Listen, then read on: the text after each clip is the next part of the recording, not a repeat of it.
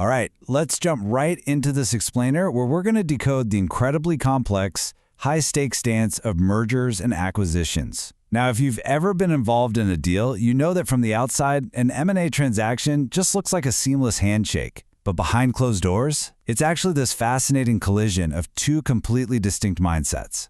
So today, we're going to break down this exact dynamic. We're looking at the wildly different perspectives of both buyers and sellers, and we'll see exactly why mastering both of these views is absolutely crucial to navigating a successful deal. Our foundational roadmap for today comes straight from Bill Snow's book, Mergers and Acquisitions for Dummies, the second edition. Snow breaks down the intricate mechanics of creating value in an M&A transaction, literally taking us from the earliest planning stages all the way through marketing, selling, and that final integration. It's a fantastic resource that lays out the industry lingo and strategy, and it really gives us the perfect framework to analyze how the two opposing sides of the table actually operate.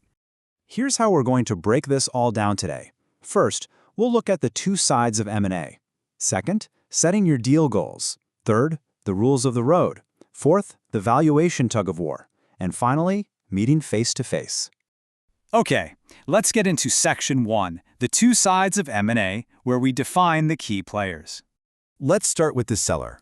When a seller approaches the negotiating table, their number one priority is successfully navigating the sale of their neighborhood or mid-market business. And you have to remember, this is highly personal for them. They are fiercely focused on net proceeds, like what are they actually going to walk away with after taxes and debt are paid off. And at the same time, they're working so hard to secure the legacy of a company they've probably spent years, if not decades, building. Plus, they're playing defense, right? They're constantly trying to manage and mitigate any lurking problems that might blow up the deal, all while trying to prepare for whatever their post-closing life looks like. But if you flip the script to the buyer, that emotional attachment, it completely vanishes. For the buyer, it is all about the math and strategic growth. Buyers are out there actively seeking to acquire companies or assets just to expand their footprint. They're heavily utilizing leverage, and they are laser-focused on the metrics. We're talking scrutinizing the target's adjusted EBITDA, calculating their cost of capital, and meticulously measuring internal rates of return and market payback. To a buyer, this transaction isn't a legacy. It's simply an engine for future profitability. Moving on to Section 2, setting your deal goals and looking at this massive difference in economic perspective. This really captures the initial tug-of-war perfectly. Sellers are entering the market looking to inflate valuations and secure top dollar. They want the biggest payout possible. They're also heavily concerned with managing their replacement income. And actually, a lot of the time, they want to sell less than 100% of their company. They'll opt for rolling equity so they still have some skin in the game. But buyers? They're battling fierce macroeconomic headwinds. They are trying to navigate a seriously limited supply-side market. They want a robust pipeline of potential targets because the last thing they want is a random sample of one. And all the while, they're desperately trying to time the market perfectly to guarantee their payback. All right, Section 3, rules of the road, mastering M&A decorum. So, according to the source material, a typical M&A process unfolds over this meticulous 12-step path.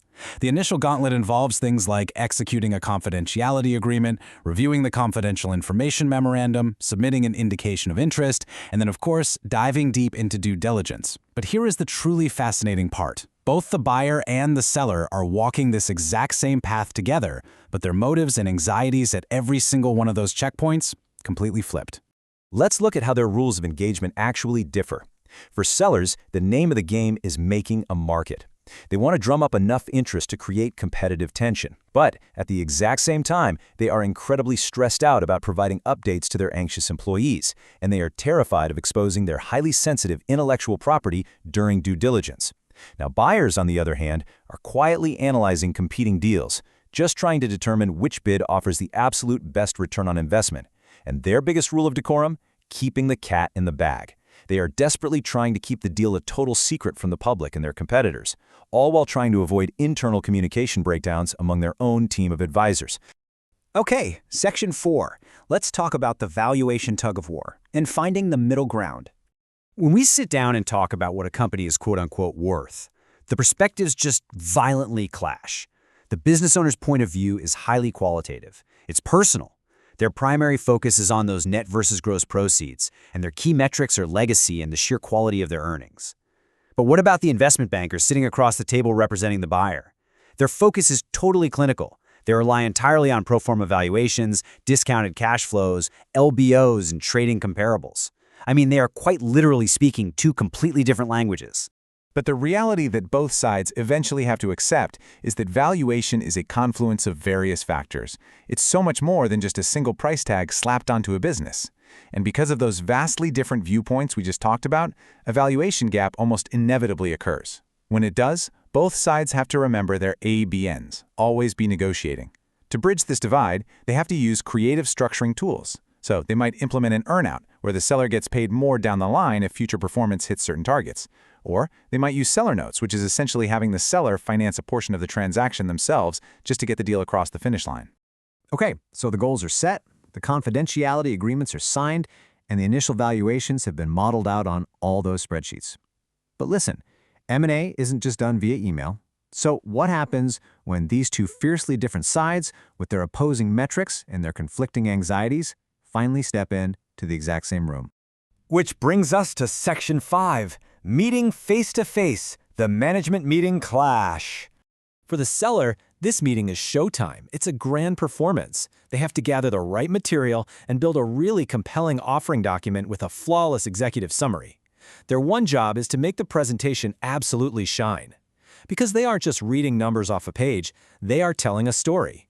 They have to confidently share their go-to-market strategy, showcase the company's background, and essentially defend their historical financials to a room full of skeptics who are actively looking for reasons to lower the price. Now, flip the script to the buyer. Their preparation for this exact same meeting is highly tactical. It's almost defensive. They need to assemble a tight squad of key players and inside advisors. They want to complete a thorough walkthrough of the seller's facilities. They have to be extremely careful with who actually attends, because bringing the wrong person can tip off employees or just completely sour the negotiation. And crucially, as the source material specifically highlights, their main rule is to put away those darn devices. Seriously, yes, even the managing directors. Showing that basic respect and undivided attention is a huge strategic move to build trust with a nervous seller. Let's say the management meetings go well, and the deal moves toward the final purchase agreement in closing. Are they finally on the same page? No way. Yet again, their concerns diverge sharply. The seller is sweating over surviving any unforeseen twists, paying off corporate debt, navigating massive tax implications, and worrying about the legacy they're leaving behind. Meanwhile, the buyer is hyper-focused on the mechanics. They are scrambling to secure debt financing and lines of credit, calculating precise post-closing working capital adjustments, and planning for the massive headache that is actually closing and integrating the new acquisition into their existing operations. So we've seen how every single step of this process, literally from defining value to signing the final papers, is viewed through two completely different lenses.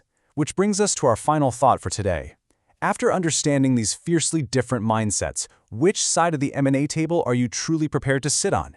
Because whether you are a founder looking to maximize the sale of your life's work, or you're an executive aiming to strategically acquire your next major asset, realizing that your counterpart is playing a fundamentally different game is the first and honestly the most important step to winning it.